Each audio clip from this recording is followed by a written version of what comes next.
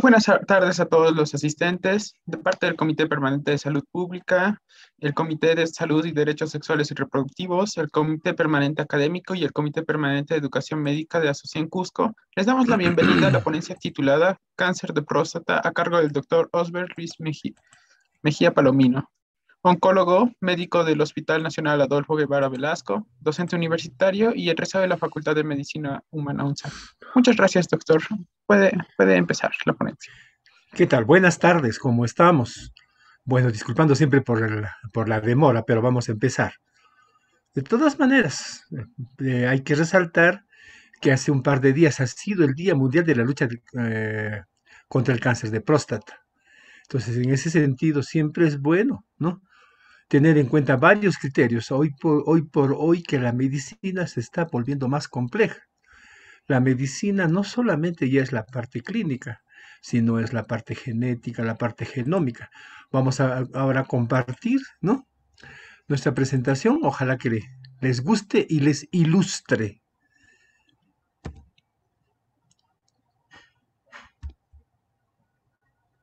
Oh,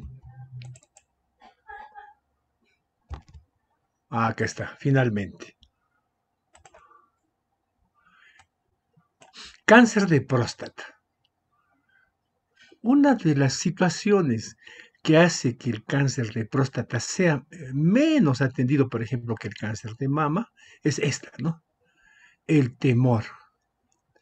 La población femenina está más acostumbrada a la detección precoz, considerando que el cáncer de mama y el cáncer de cuello de útero son muy frecuentes en el sexo femenino.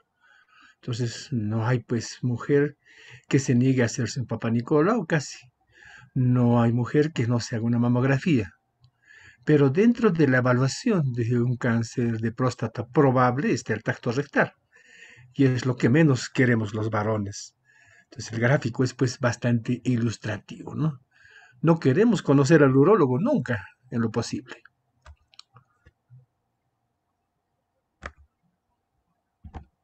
Carambas. A ver, vamos a ver si esto está avanzando bien. Sí. Bueno, el tratamiento del cáncer de próstata fundamentalmente está determinado en base al estadio de la enfermedad. Por ejemplo, en el screening, cribado o despistaje, ¿no? Se necesitan menos recursos. Por ejemplo, se necesita una determinación del PSA y se necesita un tacto rectal. ¿Quién puede hacer ese screening?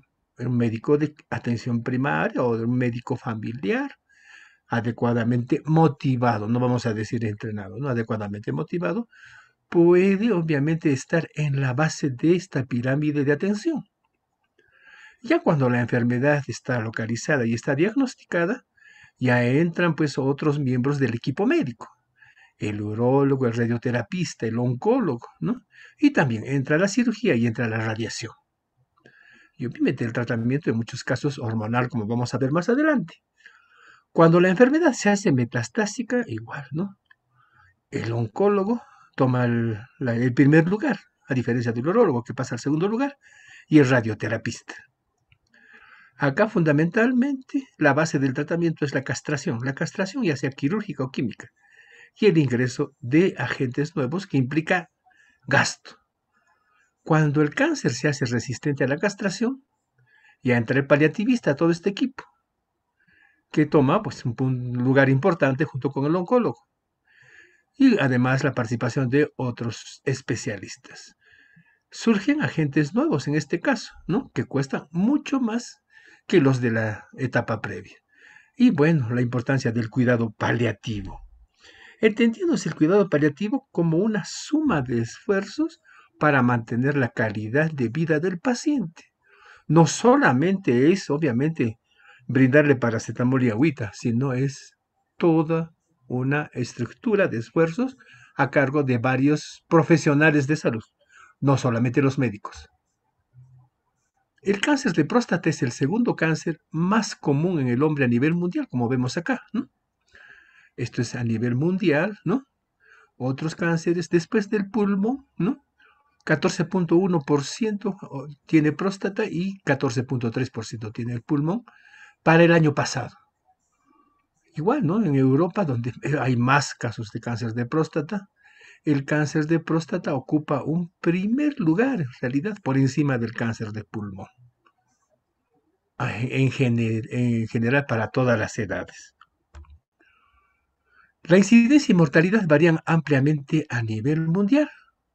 Como vemos en este caso, la incidencia es más hacia el hemisferio norte. En Estados Unidos, en Canadá, en Europa, donde también obviamente la gente es más añosa. En nuestro continente, en Sudamérica, tenemos más incidencia en Brasil, en Argentina, en Chile, en Uruguay, ¿no?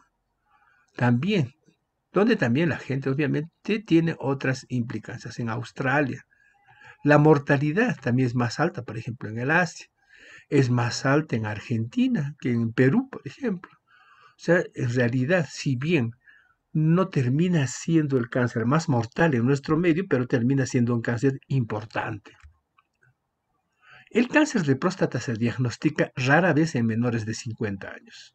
Y en este caso, muchas veces lo que hay que hacer es parar las orejas pensando en el patrón genético de enfermedad, menos de 0.1% del total. La edad media al diagnóstico sí está en 72 a 74 años y 85% de los casos se diagnostica antes de los 65 años. La incidencia, como vemos acá en el gráfico, tiene variación geográfica y étnica. Es más alta, por ejemplo, en los afroamericanos en Estados Unidos, ¿no? Y es más baja, por ejemplo, en China y en la India, ¿no? Donde obviamente hay otras neoplasias que predominan.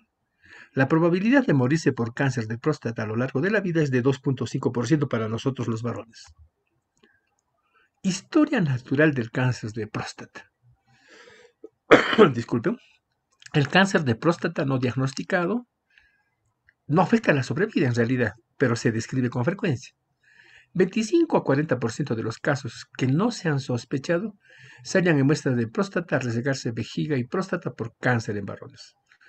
No es infrecuente, obviamente, operar una hipertrofia, una aparente hipertrofia benigna de próstata también y hallar cáncer incidental. Se han descrito casos latentes en autopsias, ¿no? Y de ahí ha partido pues, de que el cáncer de próstata es bastante frecuente. La data acumulada sugiere que la prevalencia de cáncer incidental se duplica por cada 14 años de vida. O sea, en los viejitos se encuentra mucho más. Tanto así, si la gente viviera más de 90 años y se hicieran autopsias a todas esas personas, probablemente se encontraría cáncer de próstata, aunque de bajo grado localizado, en prácticamente 100% de estos pacientes, ¿no? Una enfermedad de bajo grado requeriría 10 a 15 años de progresión a una forma más agresiva. Una enfermedad de mayor grado se asocia con alta mortalidad específica a los 10 años si es que no se trata. Entonces muchas veces ya estamos viendo, por ejemplo, algo importante, ¿no? El grado de enfermedad. Acá hay un modelo de los estadios clínicos en la progresión del cáncer de próstata. Es importante considerar esto, ¿no? El estado de la enfermedad, ¿no? Cuando no hay diagnóstico de cáncer de próstata, por ejemplo, esto es un primer nivel de atención. ¿Qué objetivo hay? La prevención y la detección temprana. Pero ¿cuál es el problema, no? La necesidad no satisfecha, que muchas veces no se detecta el cáncer clínicamente significativo. Obviamente, después, cuando no hay diagnóstico de cáncer, nosotros podemos encontrar una enfermedad localizada. Y nuestro esfuerzo va a ser minimizar la morbilidad y maximizar la cura. A veces las necesidades no satisfechas es el enfoque en base al riesgo para evitar la letalidad. La enfermedad clínicamente localizada se trata, pero ¿qué pasa? El PSA aumenta, lo cual ya está hablando de una recurrencia bioquímica que vamos a ver más rato. Entonces, en este caso, la idea es prevenir las metástasis. Y la necesidad no satisfecha es ver la localización y determinar la mejor terapia local y sistémica.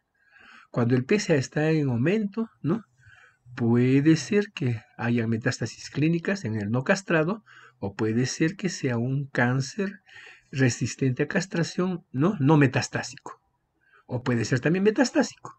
Entonces ahí, por ejemplo, habían varios productos, ¿no? El cipolieucel, que no existe en el país, la bilaterona, que sí la existe, el radio 223, que no existe, la enzalutamida, que sí ha llegado al Perú, pero miren, ¿no?, los años. Y obviamente la mayor parte de estos agentes tiene un acceso limitado. El docetaxel como quimioterápico sí, ¿no? Y esto data del 2004. En el caso de los casos metastásicos tenemos el cabazitaxel, que existe en el Perú, la viraterona y la enzalutamida también, pero el radio 223 no lo tenemos, ¿no?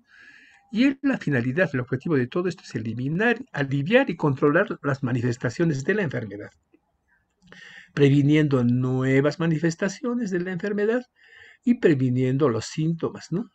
Y obviamente alargando o alejando la posibilidad de muerte.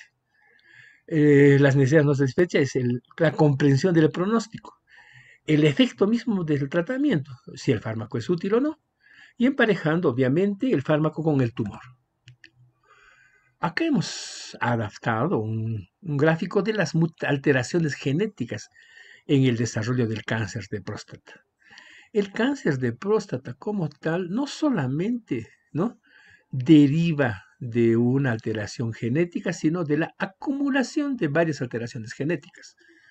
Este gráfico, si ustedes revisan sus libros, probablemente lo hayan visto en otras neoplasias, ¿no? En neoplasia de colon, neoplasia de vejiga, en prácticamente todas las neoplasias se produce un proceso de cancerización que sobre todo comprende una junta, como decimos, de alteraciones genéticas. Por ejemplo, al principio el epitelio es normal, pero se producen alteraciones en los genes hereditarios, el RNA-seL, el de receptores androgénicos, el ELAC2, el MSR1, ¿no? Posteriormente se produce por alteraciones de estos genes atrofia inflamatoria proliferativa, hay ganancias y pérdidas en el cromosoma 8q, lo cual obviamente conduce al desarrollo de una neoplasia intraepitelial. Si ustedes recuerdan el cuello de útero y otros, ¿no?, por ejemplo, ¿no?, el NIC, el carcinoma, ¿no?, intraepitelial, ¿no? Igual acá también se produce el PIN, que es la neoplasia intraepitelial prostática. Acá se producen pérdidas de secuencias, ¿no?, en los brazos largos de los cromosomas 10, 13 y 16. Aparte se produce, obviamente, disminución del P27, del NKX31, y se produce un cáncer ya localizado. Ahí se altera el PTEN, que disminuye y conduce a un cáncer metastásico.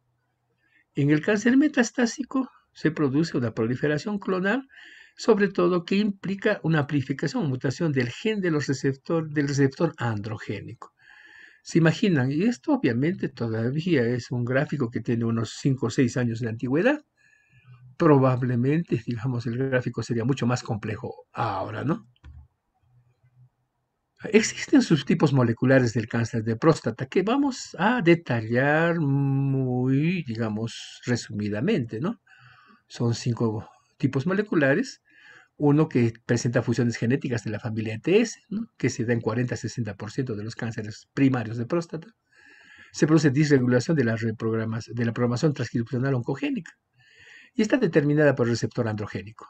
Es un evento genómico temprano. Después también se produce mutación, hay otro grupo que presenta mutaciones de la proteína POS tipo punteado, 5 a 15% de los tumores.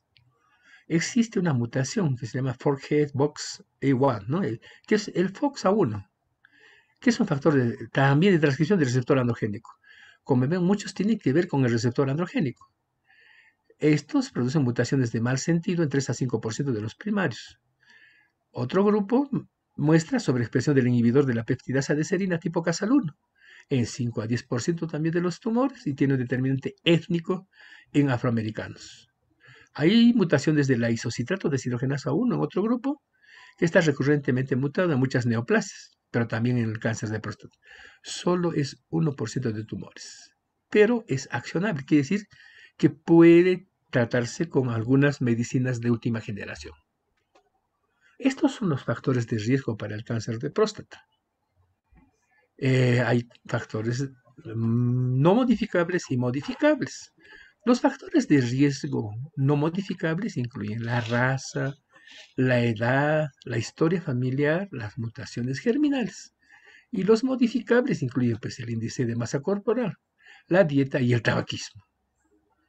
Ahí ven, de todas maneras, una cuestión un poquito más compleja donde existe la intervención de varios genes.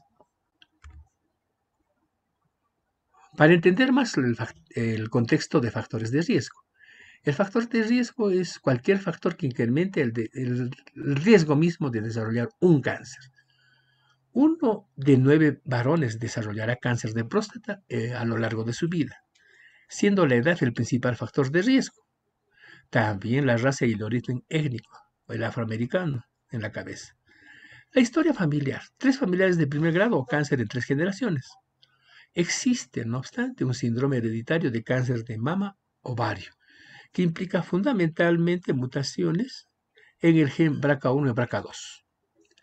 Acá están los factores genéticos, ¿no? Si los afectados son el padre y el abuelo, el riesgo se eleva a 9 veces. El modelo hereditario es de un gen autosómico dominante con una penetrancia de 88% a los 85 años. Bueno, la esperanza de vida en nuestro país no es tanta, ¿no? Los genes supresores tumorales se localizan en el 10Q y el 16Q principalmente, como han visto, ¿no? en el gráfico. Los varones con un hermano afectado antes de los 63 años tienen un riesgo 4 veces mayor de morir por cáncer de próstata. Esta es la historia natural, digamos, graficada como tal, ¿no? La enfermedad metastásica como la enfermedad localizada, ¿no? Entonces, la enfermedad metastásica de nuevo se llama M1, ¿no? Y obviamente va a evolucionar como M1 y va muchas veces a hacerse resistente a la castración.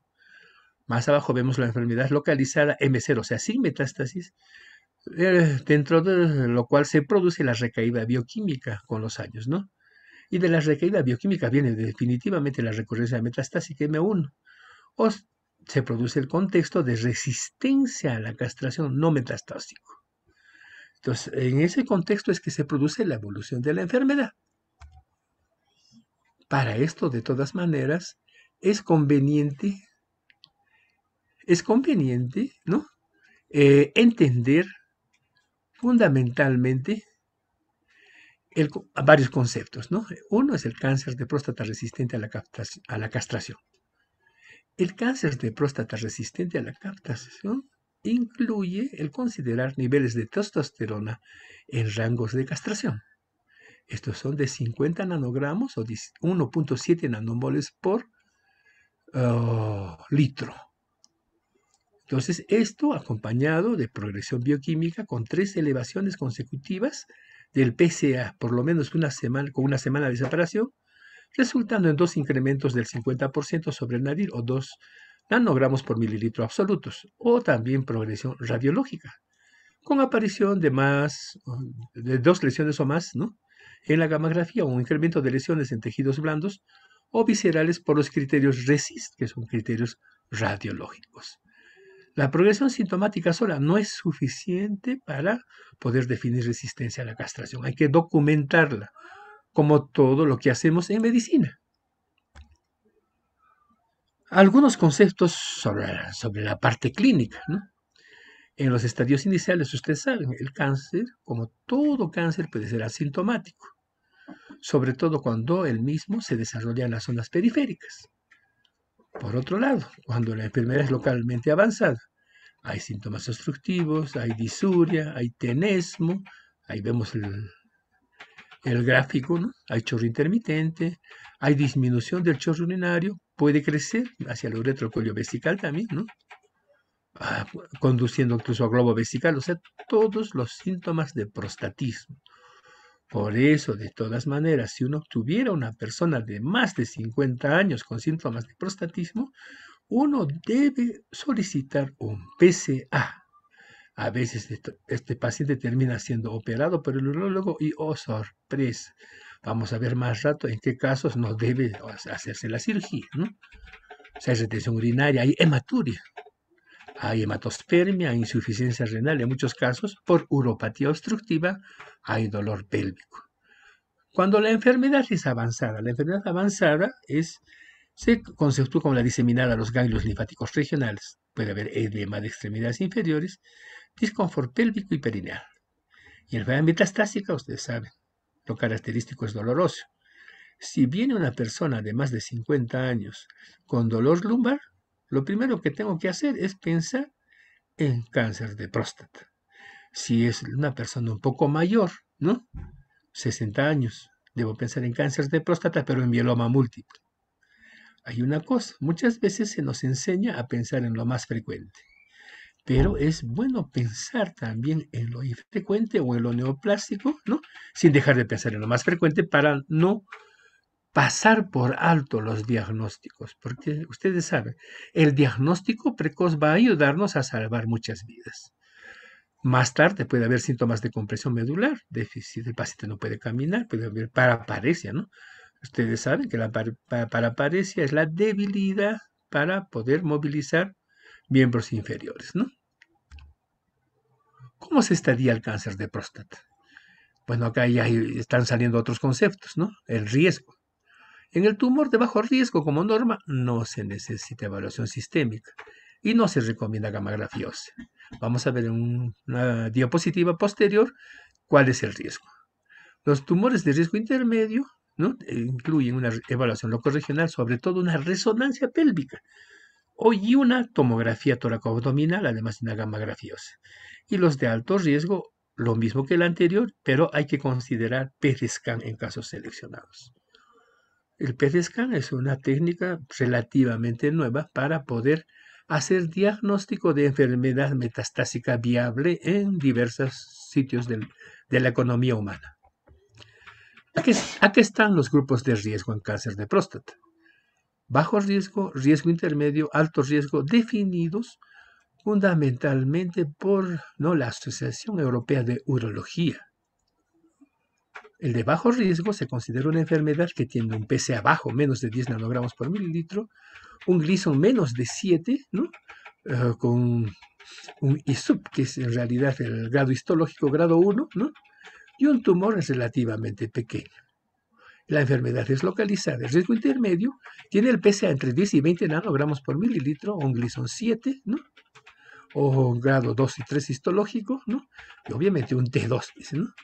Altos riesgos, un PSA de más de 20 nanogramos por mililitro o un Gleason mayor de 7. Y obviamente pobremente diferenciado. Esto respecto a la enfermedad localizada. Respecto a la enfermedad localmente avanzada, se considera de alto riesgo cualquier PSA, cualquier Gleason, cualquier grado histológico, ya que ya tenga enfermedad ganglionar. Acá tenemos los estadios clínicos del cáncer de próstata definidos por la clasificación TNM, ¿no? Que está dada tanto por la OMS como el Comité norteamericano en cáncer, ¿no? En su octava edición de 2017. Vemos las definiciones de T, las definiciones de N, que es la enfermedad ganglionar, y las definiciones de M, que es la presencia de metástasis. Un punto claro es, por ejemplo, en la enfermedad ganglionar, ¿no? Nosotros entendemos como enfermedad ganglionar una extensión de la enfermedad, pero cuando los ganglios comprometidos son extrarregionales, ¿no? Esto ya es enfermedad metastásica, ¿correcto? Como lo dice el M1A, el compromiso de ganglios linfáticos no regionales. Acá tenemos agrupaciones también, en realidad, un poco en base a los estadios clínicos, ¿no? Considerando el PSA y considerando la puntuación de Gleason, lo cual es mejor en esta definición TNM, porque ya nos comparte los factores de los grupos de riesgo. Acá, por ejemplo, se entendía como base de la terapia en el cáncer de próstata la supresión androgénica, ¿correcto? ¿No?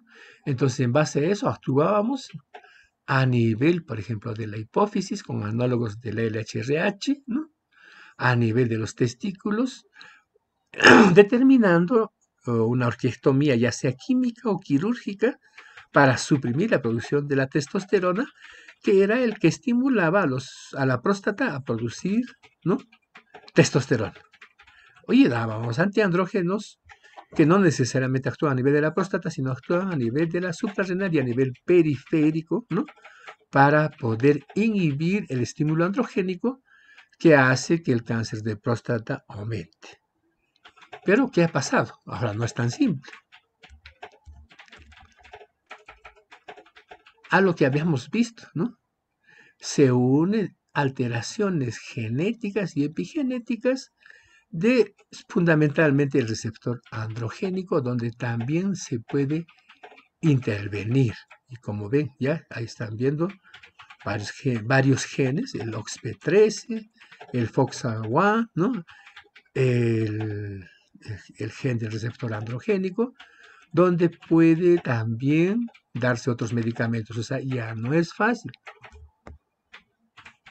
Para seguir avanzando necesitamos aumentar algunas definiciones, ¿no? Sobre todo, por ejemplo, ¿qué se llama enfermedad de alto volumen? Metastásico. Cuando hay metástasis visceral, con 4 o más lesiones óseas, con 1 o más lesión fuera de los cuerpos vertebrales y pelvis. Se entiende como enfermedad de alto riesgo metastásico por lo menos 2 de 3 criterios. Un Gleason alto, 8 o más, 3 o más metástasis óseas y metástasis visceral. La carga metastásica alta es lo mismo, ¿no? Pero con alto volumen de enfermedad. Y la enfermedad metastásica 9 es la recién diagnosticada sin tratamiento previo para cáncer de próstata. Este es un gráfico bastante explicativo que nos habla de la evolución clonal del cáncer de próstata. Si bien habría que hacer un gráfico para cada cáncer, pero es más o menos así.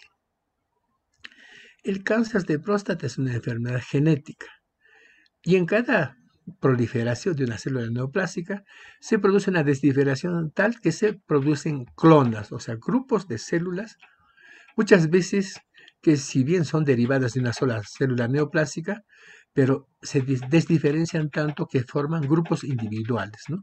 Entonces, por ejemplo, en este caso tenemos 3 clonas en el tumor primario, en la presentación inicial. Y las 3 clonas muchas veces van a determinar o metástasis ganglionar o micrometástasis a distancia. Tratamos, ¿no?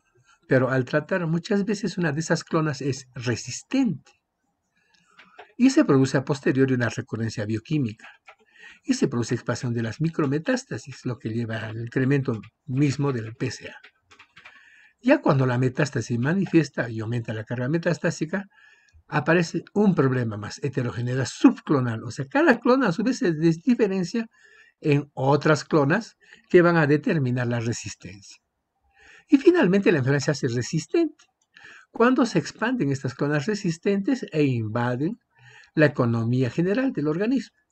Se produce una evolución clonal progresiva y la siembra intermetástasis, con progresión y falta de respuesta al tratamiento. Este es el curso de casi todas las neoplasias. Dibujado de otra manera en realidad, pero casi todas las neoplasias, por este motivo, muchas veces progresan cuando no las has retirado. Por eso que el diagnóstico precoz es base. Y hay una cosa que debo resaltarles, ¿no? El papel del diagnóstico precoz no está a cargo del oncólogo, está a cargo de todos nosotros los médicos. Y eso tiene que entrar obviamente, en el plan de trabajo que cada estudiante debe generar desde ahora, hasta el momento en que se gradúe y finalmente se enfrente al reto de hacer el diagnóstico ya solo, ¿no? En cada enfermedad. Y digamos, engrama, vale para cualquier enfermedad, no solamente para oncología. Hay también un continuum, ¿no? En la enfermedad, en el cáncer de próstata, en el caso por ejemplo, resistente a la castración. La enfermedad puede ser clínicamente localizada, pero se va a elevar, ¿no? El PSA y van a producirse 2 condiciones, ¿no? Metástasis clínica en el no castrado y cáncer resistente a la castración no metastásico. Se da la primera línea, se da la segunda línea de tratamiento y se dan N líneas de tratamiento hasta donde el paciente pueda responder. Y obviamente en ese sentido se ha avanzado mucho, pero falta mucho por hacer todavía. Este es el flujograma que tiene ESMO, que es la Sociedad Europea de Oncología Médica, ¿no? Normalmente, ¿qué hacemos cuando tenemos un cáncer de próstata, ¿no? Lo primero con lo que se presenta el paciente es con los síntomas y un PSA elevado. ¿Un PSA elevado hace el diagnóstico de cáncer de próstata? Obviamente no. Por lo cual se sugiere repetir la prueba. Si la prueba nuevamente presenta elevación, uno pasa a una resonancia multiparamétrica, ¿no? Que es una forma especial de tomar una resonancia, ¿no? Que muchas veces evita que se haga una biopsia innecesariamente. Cuando esta resonancia muestra signos o evidencias imagenológicas de cáncer de próstata, añadidos a los otros factores de riesgo, se realiza una biopsia. Si la biopsia es negativa, bueno, ahora, si la biopsia es positiva, a su vez hay que determinar si la enfermedad es localizada o es enfermedad avanzada o metastásica. Obviamente, en el caso de avanzada metastásica ya se considera siempre de alto riesgo, pero en la enfermedad localizada a su vez tenemos retos, ¿no? La enfermedad puede ser de bajo riesgo, de riesgo intermedio o de alto riesgo, como hemos visto en los grupos, ¿no? Ya con las definiciones que ustedes han visto en la anterior. En el estadiaje, obviamente, tenemos igual la gamografía ósea, la tomografía, la resonancia corporal total o el PET-CT de acuerdo al riesgo que hemos visto en la tabla previa. Esto es el contexto de manejo del cáncer localizado, como han visto, ¿no? Hay varios contextos. Si es bajo riesgo, uno puede hacer la biopsia y una espera vigilante, ¿no? Retrasando el bloqueo androgénico total, uno puede hacer vigilancia activa, uno puede hacer radioterapia externa o braquiterapia, o uno puede resecar la próstata. Si el riesgo intermedio existe, a su vez tenemos que considerar bloqueo androgénico total neoadyuvante y concurrente por 4 a 6 meses, seguido de radioterapia externa o braquiterapia. O también resección prostática en cualquier caso. Cuando tenemos un cáncer de próstata localizado o localmente avanzado, igual, ¿no? El bloqueo androgénico siempre es la base del tratamiento. Hay que considerar docetaxel, obviamente si es de muy alto riesgo, con radioterapia externa y bloqueo androgénico total.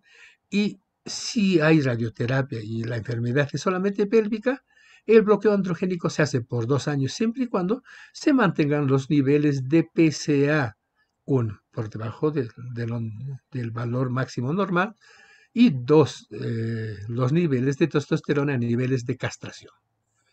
Por otro lado, se puede hacer resección prostática con linfadenectomía pélvica.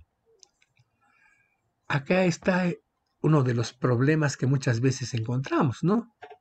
Sobre todo cuando el paciente es operado, ¿no?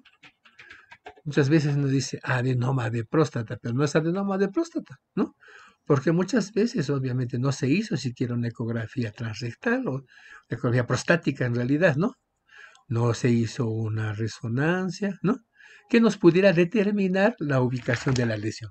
Existen 3 contextos, por ejemplo, que sea periférica la enfermedad, ¿no? Y que después de una cirugía haya compromiso de márgenes. Entonces, realmente no se debió haber hecho la cirugía. Si la próstata es grande, tampoco se debe hacer la cirugía. Si el Gleason es alto y los márgenes están comprometidos o la próstata es voluminosa o ha habido una resección previa, tampoco debe hacerse la cirugía. Cuando, por ejemplo, la enfermedad es marginal, decimos, ¿no? Ahí se hace la cirugía, pero puede haber ese compromiso de márgenes. Cuando la próstata es voluminosa, mejor es hacer la radioterapia después de hacer la biopsia. Y cuando el Gleason es alto, los márgenes están comprometidos o la próstata voluminosa, la braquiterapia además. Ahora, la braquiterapia no es como la braquiterapia en cáncer de cuello de útero, acá se hace con agujas, ¿no? Y generalmente, lamentablemente, en el Perú no se hace. Puede producirse también recaída después de la terapia radical, ¿no? Si se produce después de la radioterapia, pues puede hacer radioterapia de altas dosis, o puede hacerse observación, o puede retrasarse el bloqueo androgénico total. Si se produce recaída después de una resección prostática, se debe considerar radioterapia de rescate al lecho prostático y a los ganglios linfáticos, considerando bloqueo androgénico total hasta por un total de 24 meses. Si la recaída es loco regional, pero si la recaída es metastásica es otra cosa. La radioterapia posoperatoria adyuvante después de la resección prostática no se recomienda rutinariamente. Ahora, si se va a emplear radioterapia de rescate, debe iniciarse tempranamente, por ejemplo, cuando el PSA esté en menos de 0.5. El bloqueo androgénico total concomitante se da por 6 meses o se da bicalutamida a 150 miligramos o hasta 2 años. En los pacientes que han tenido radioterapia de rescate, o sea, tampoco es para siempre. Algunas conclusiones respecto a la radioterapia después de la prostatectomía. El beneficio de la radioterapia adyuvante en pacientes de alto riesgo se ha demostrado en 3 estudios, inclusive, para el control bioquímico en pacientes menores de 70 años. No se ha demostrado si se puede esperar un valor determinado de PSA, ¿no?, para obtener los mismos resultados que radioterapia. Aunque, por ejemplo, en este caso recomiendan el valor de PSA de 0.2. ¿Correcto? Otras definiciones, en este caso respecto a la radioterapia. Radioterapia adyuvante, realizada después de la cirugía antes de la recidiva bioquímica, tan luego el paciente se recupere de la incontinencia urinaria. Radioterapia de rescate, la que se realiza en la recidiva bioquímica o clínica. Recidiva bioquímica, no hay un consenso, pero el PSA con valor a partir de 0.2. Radioterapia por grupos de riesgo. En grupos de riesgo bajo solamente se utiliza radioterapia externa exclusiva o braquiterapia de tasa baja de dosis exclusiva. En riesgo intermedio y alto, radioterapia externa exclusiva, radioterapia externa con braquiterapia o asociación con bloqueo androgénico total. De 6 meses para riesgo intermedio y hasta 36 meses para riesgo alto. Otra definición, cáncer de próstata resistente de la castración o metastásico, ¿no? El nivel de castración, ¿no?, tiene que demostrar una testosterona sérica menos de 50 nanogramos por decilitro o 1.7 nanomoles por decilitro. Y esto debe acompañarse de progresión bioquímica documentada con elevación del PSA de más de 25%, o más de 2 nanogramos por litro, encima del nadir confirmado después de 3 semanas, o sea, más de una medición. Y ausencia de metástasis, fundamentalmente por las imágenes convencionales que incluyen gammagrafía, tomografía y resonancia. En el cáncer de próstata metastásico, puede ser una enfermedad que no haya sido tratada previamente con hormonas, y a su vez esta enfermedad puede ser de carga baja o carga alta. Carga baja, pues que se demuestre, por ejemplo, un solo foco de metástasis. El bloqueo androgénico total es una de las posibilidades, acompañado de quimioterapia, docetaxel, ¿no?, o también abiraterona o enzalutamida o apalutamida, más radioterapia prostática. Entonces, el caso metastásico merece también, obviamente, decisiones drásticas. Y en de alta carga, obviamente, de frente quimioterapia, ¿no?, o abitarona o enzalutamida más apalutamida. Radioterapia al tumor primario en combinación con tratamiento sistémico se recomienda en pacientes con volumen bajo de cáncer de próstata de novo, ¿no? Algunas cosas respecto, por ejemplo, al papel del docetaxel, ¿no? Acá se demuestra, ¿no?, los beneficios de dar docetaxel en casos metastásicos, sobre todo cuando el paciente está bien, y acá hay varios estudios. Terapia de soporte. La terapia de soporte incluye el uso de bisfosfonatos. Los bisfosfonatos van a impedir la resorción ósea, inhibiendo la actividad de los osteoclastos y promoviendo apoptosis de osteoclastos. Los bisfosfonatos también modulan la señalización de los osteoblastos a los osteoclastos, ¿no? Aumenta la producción de osteoprotegerina y disminuye la expresión del RANKL. Que son obviamente factores, ¿no?, activadores de la resorción ósea. Entonces se produce hueso nuevo y se refuerza el hueso. Los bisfosfonatos se liberan localmente durante la resorción ósea y se concentran bajo los osteoclastos, inhibiendo en realidad el papel de los mismos, pero a través de los mecanismos de inhibición del RANKL. Este es el panorama del tratamiento de cáncer de próstata en el 2020. Todavía no ha salido del 2021, ¿no? El cáncer de próstata puede ser localizado, puede ser avanzado pero hormonosensible, o puede ser avanzado es resistente a la castración. Como han visto a la izquierda, la terapia local o la vigilancia, son más la radioterapia, son opciones, radioterapia de rescate. Ahí se produce recidiva bioquímica con elevación del PSA, que puede ser no metastásico o metastásico, ¿no? Hay que hacer el bloqueo androgénico total, ¿no? Abiraterona, palutamida, docetaxel, enzalutamida, ¿no? Hay, por ejemplo, ¿no? Dos agentes a los que no tenemos acceso, pero uno de los cuales ya está en el Perú y el otro está también por entrar, ¿no? La palutamida y el enzalutamida, ¿no? Y tenemos ya el cáncer de próstata avanzado resistente a la castración, donde tenemos la enzalutamida, la palutamida, la darolutamida. Esta última es posible que entre en los siguientes meses al Perú, pero no es de acceso para la población en general. Entonces ahí empezamos con el tratamiento de primera, segunda, tercera línea. Y más abajo, ven, otros productos, ¿no?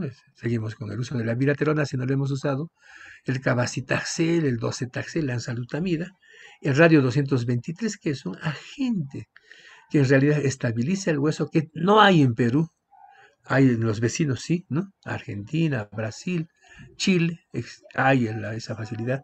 El olaparib, que sí ya está en el Perú, ¿no? Ya casi, digamos, para terminar, ¿no? Esto es un slide del simposio, ¿no? Sobre bases biológicas de la enfermedad, en donde sobre todo se destaca esto, ¿no? Hasta el día de hoy, en la mayor parte de países, nos basamos en criterios fundamentalmente clínicos y de laboratorio para determinar el tratamiento del paciente con cáncer, ¿no? Utilizamos el TNM, utilizamos el valor de PSA, utilizamos el Gleason, utilizamos la presencia o no de comorbilidades, las preferencias del paciente, ¿no? El volumen de enfermedad, la localización de la metástasis, entre otras cosas. Pero, ¿qué es lo que necesitamos nosotros? Necesitamos información predictiva, información que nos sirva para ver cómo va a ir ese paciente. En este sentido, hoy se dispone de herramientas moleculares, ¿no? Que incluyen genómica, transcriptómica, datos de expresión proteica, imágenes funcionales, cinética tumoral, que nos van a permitir mejorar, ¿no? Los procesos, no solo del diagnóstico, sino de tratamiento. Y es así, ¿no? Que varía un poquito, por ejemplo, ¿no? El tratamiento de la enfermedad localmente avanzada, de la diseminada hormonosensible y de la resistente a la castración, ¿no? Donde obviamente ya se incluyen en las indicaciones, ¿no? Tanto radioisótopos como otras moléculas, como en los inhibidores del PARP. Igual acá, digamos, ¿no? Tenemos enfermedad oligometastásica, tenemos obviamente el estudio de patrones moleculares, ¿no? Y acá es donde vemos, ¿no? Tenemos acá algunos estudios en donde no solamente, por ejemplo, se emplea el uso del PSA, ¿no? Sino cuando ya se eleva el PSA y tenemos alta sospecha, se hace la biopsia, y con la biopsia nosotros a su vez podemos pasar, ¿no? A hacer pruebas como el Oncotype. El Oncotype es una plataforma molecular que se utilizó fundamentalmente en mama, después en próstata y ahora, quiero decir en ovario y ahora en próstata, ¿no? Para poder determinar la necesidad de tratamiento activo. Cuando se hace prostatectomía radical, a su vez, tenemos otra plataforma molecular que se llama el Decipher, ¿no? Con la prueba Prolaris, que también nos ayuda a determinar, digamos, a qué grupo pertenece el paciente. Y tenemos, obviamente, una determinación mejor de la enfermedad metastásica, sobre todo dirigiéndonos al estado de receptor androgénico que nos va a determinar una mejor respuesta a la viraterona, la enzalutamida, o a la determinación de mutaciones de los genes de reparación del ADN, en donde si hay mutaciones nos va a permitir usar inhibidores del PARP o la quimioterapia. Obviamente los inhibidores del PARP nos van a ayudar a lograr mejores respuestas. Este es el panorama genómico ahora, ¿no? Ya no es tan fácil como antes, ¿no? Como han visto, ¿no? Solamente nos limitamos al receptor androgénico, como vemos acá, ¿no? Pero acá, por ejemplo, hay alteraciones en la reparación del ADN, Hay alteraciones en un concepto nuevo que se llama plasticidad del linaje, en donde ya hay obviamente problemas epigenéticos, hay alteraciones en una vía molecular que es el P3K, AKT, ¿no? Hay alteraciones. También ¿cómo se llama? En las vías de control de replicación celular, determinadas sobre todo por dos moléculas que se llaman CDK4 y CDK6. En este caso, existen medicamentos para cada una de estas alteraciones que ya pueden obviamente usarse, pero que en nuestro país pueden parecer lejanos. Pero de todas maneras nosotros insistimos en hablarles sobre estos aspectos porque como alguien dijo en alguna charla, ¿no? Hay que empezar ahora al cambiar el chip. O sea, no hay que decir, por ejemplo, que esto no va a llegar a nuestro medio, ¿no? En algún momento va a llegar. Y sobre todo ustedes que son la nueva generación van a poder acceder, obviamente, a otro nivel de medicina, Dios mediante. Gracias por su atención. Esperamos las preguntas del caso.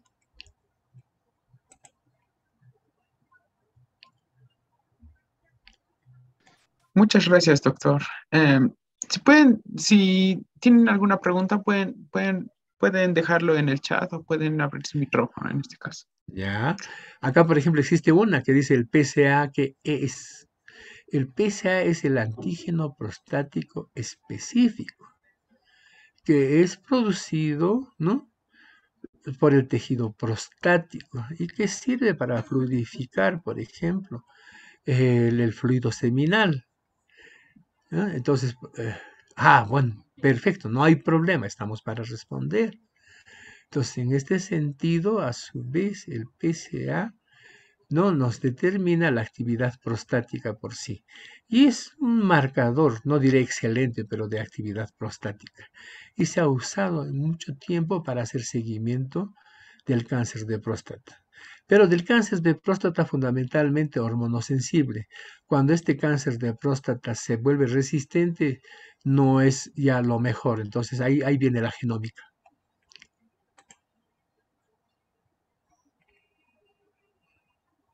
Doctor, hay una pregunta más. Sí, así es.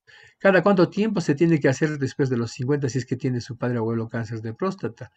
En realidad es así como el Papa Nicolau, ¿no? Debe estar dentro de su evaluación anual, uno.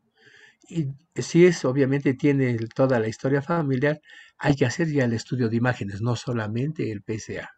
Hay que hacer dentro del screening la historia familiar que nos pueda ayudar a identificar factores de riesgo que nos lleve lo mejor a una resonancia magnética multiparamétrica, ¿no? ¿Por qué se llama multiparamétrica? Porque incluye estudios en varias formas, ¿no? No sé si habrán escuchado, pero existe la modalidad T1, T2, existe la modalidad funcional. Entonces, la combinación de todos estos factores nos arroja, obviamente, una mejor imagen de lo que es la próstata. Hoy por hoy, yo creo que en el Cusco ya se puede disponer de mejores estudios de resonancia. Antes se tenían, obviamente, resonadores que no daban la hora, en realidad. Pero creo que ahora se ha mejorado en ese sentido, ¿no? Y no solamente en el de próstata, por ejemplo, ¿no? Las resonancias mamarias, ¿no? No se hacían, ahora sí se hacen, ¿no? Entonces hay cosas que estamos mejorando y debemos insistir en mejorar, no solamente a nivel, digamos, comercial, sino incluso a nivel, ¿no? De todos nosotros. Aprender todas las bases como para poder, obviamente, ser mejores en el futuro.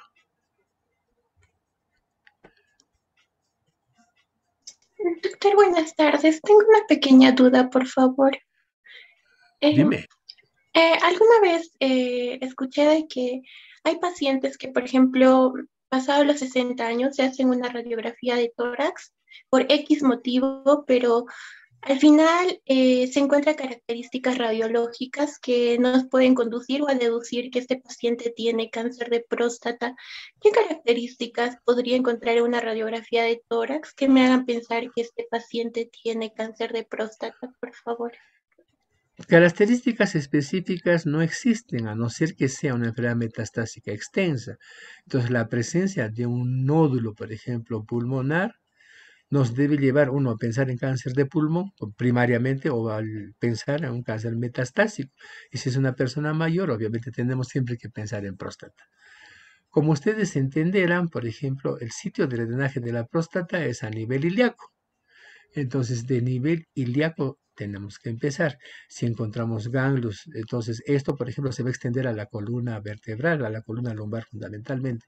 Entonces, más que encuentres una radiografía anormal, vas a encontrar una lesión en la columna lumbar en un estudio radiológico, más que en el pulmón. Entonces, realmente, si tú quieres pensar en próstata, tienes que buscar primero abajo. Después tienes que, obviamente, buscar en pulmón. Gracias, doctor. Ok. Bueno, hay otra pregunta, ¿no? ¿Qué puede ocurrir si un paciente decide no iniciar el tratamiento desde primera, el bloqueo androgénico? Puede no ocurrir nada si el caso está considerado como de bajo riesgo. Un Gleason 5 o 6, ¿no? Puede obviamente entrar en observación, ¿no? Y si no hay síntomas fundamentalmente. Pero si el Gleason es alto, ¿no? Y hay evidencias, ¿no?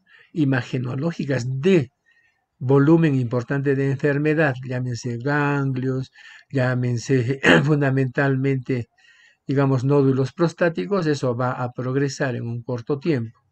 En la enfermedad, digamos, lo que es regional avanzada, puede haber progresión en enfermedad metastásica y si es de alto grado, en el lapso de 2 años, ¿no? Entonces, puede ser que el paciente esté tranquilo, pero va a progresar la enfermedad, ¿no? Como han visto en varios de los flujogramas, se considera vigilancia, pero fundamentalmente en los casos de bajo riesgo o en los casos de recurrencia bioquímica con niveles de PSA bajo y con ausencia de síntomas. Ahora otra pregunta, dice, ¿cuáles son los efectos secundarios posibles del tratamiento de supresión de andrógenos en el paciente? Bueno, cuando suprimes los andrógenos, sobre todo cuando el bloqueo androgénico es total, llámese, por ejemplo, con medicación, con inhibidores periféricos y con bloqueantes o análogos de la LHRH, ¿no? En este caso se va a producir un síndrome de deprivación hormonal, ¿no? Síntomas así de deprivación incluyen cefalea, bochornos, osteoporosis, cambios del humor, ¿no? Que son muy parecidos a los que presenta, por ejemplo, la mujer también cuando entra en la menopausia. Entonces, igual, pues se puede producir también trastornos de los lípidos, ¿no? Tal cual, digamos, se produce en otros casos. ¿Correcto? Entonces, pero después otros efectos colaterales importantes, ¿no? No.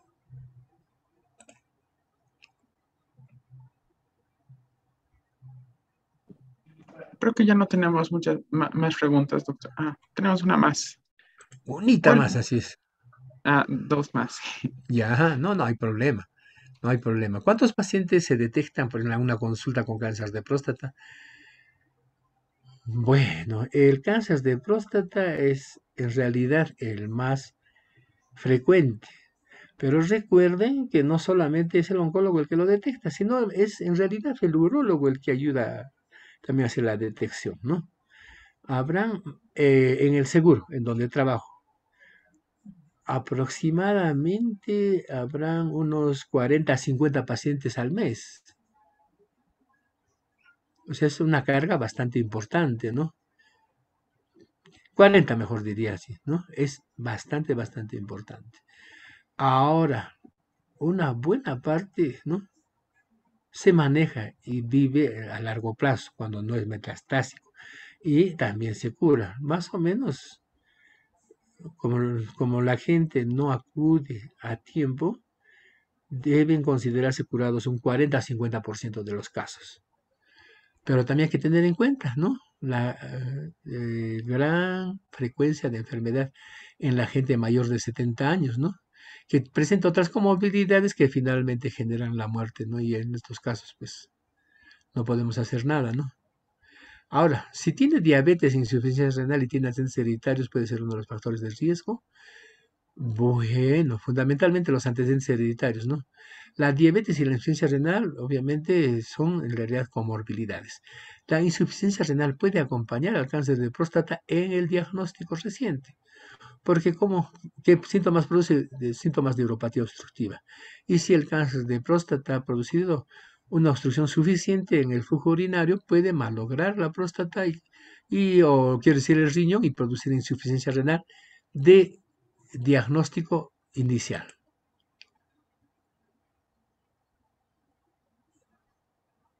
Si el paciente presenta microlitiasis testicular moderada y si no se elimina, pues el cáncer testicular, en realidad, no. Puede ser obviamente un factor lejano, pero si es microlitiasis no genera ningún problema. Muchas veces la presencia de microlitiasis te está anunciando que ha habido un daño renal. Entonces el daño renal subyacente podría ser sí un factor, pero la presencia sola de microlitiasis no, ni tanto, ¿no? ¿Los tratamientos en cáncer de próstata afectan la dieta sexual? Sí, porque como ustedes supondrán, el bloqueo androgénico total, ¿no? Incluye, obviamente, disminución, ¿no? Del deseo sexual, de la libido. Entonces, un paciente, por ejemplo, que tiene estas condiciones, pudiera utilizar, ¿no? Los agentes que, obviamente, se utilizan en estos casos, ¿no? Como el Viagra y otros, ¿no? De todas maneras se va a producir, y no solamente, por ejemplo, en el tratamiento médico, en el tratamiento quirúrgico tradicional, ¿no? Muchas veces también se alteraban los nervios erectores y también se producían alteraciones, ¿no? Muy importantes en la libido, que, bueno, de todas maneras alteran la calidad de vida. Entonces, obviamente, sí se puede combinar tratamientos que mejoren este aspecto.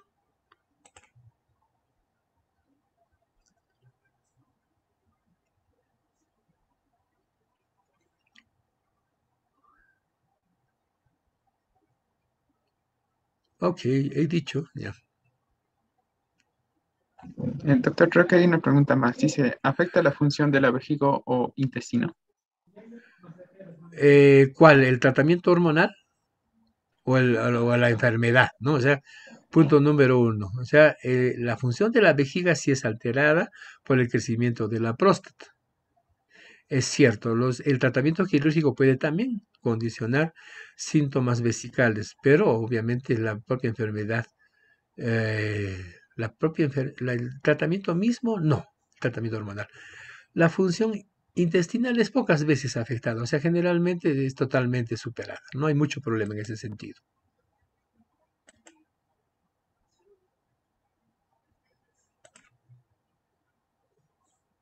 Ok, muchachos. ¿Algo más? No.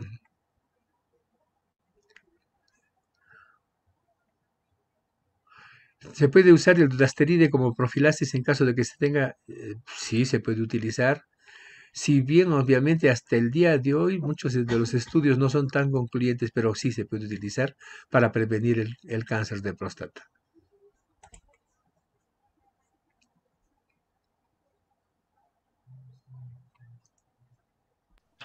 Creo que esas serían todas las preguntas.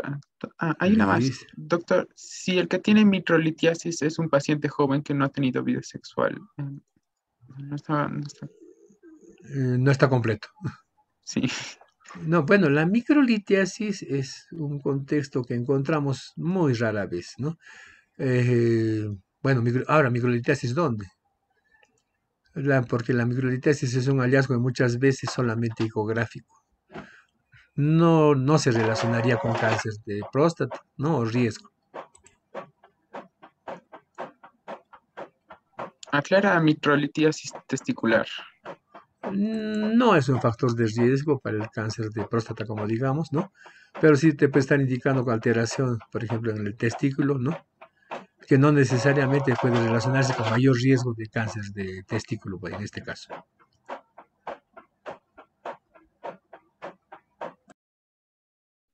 Bien, creo que esas serían todas las preguntas, doctor. Muchas gracias, doctor. Es un gran placer haber contado con su participación y en nombre de los comités organizadores, estamos muy agradecidos por haber apoyado nuestra charla por un día tan importante y conmemorativo como este pasado 11 11 de junio, el Día contra la Lucha del Cáncer de Próstata. Muchas gracias, doctor. Les agradezco a ustedes esta oportunidad y estoy a vuestro servicio para cualquier otra ocasión. ¿Ok? Muchas gracias y descansen y sigan estudiando. Denle duro para que puedan llegar a ser muy buenos médicos. Gracias, doctor. Ahora, a los participantes. A todos nuestros asistentes les recordamos llenar el post-test que estará tanto en el chat de la descripción como de la transmisión. El certificado se les enviará a todos que llenen ambos tests. En caso sean estudiantes de medicina, se les evaluará el post-test para que puedan obtener el certificado, tendrán que obtener la nota aprobatoria de 12. Y en caso que no sea estudiante de medicina, solo basta llenar con ambos tests. Muchas gracias a todos aquí. Culmina la ponencia. Que tengan buena tarde.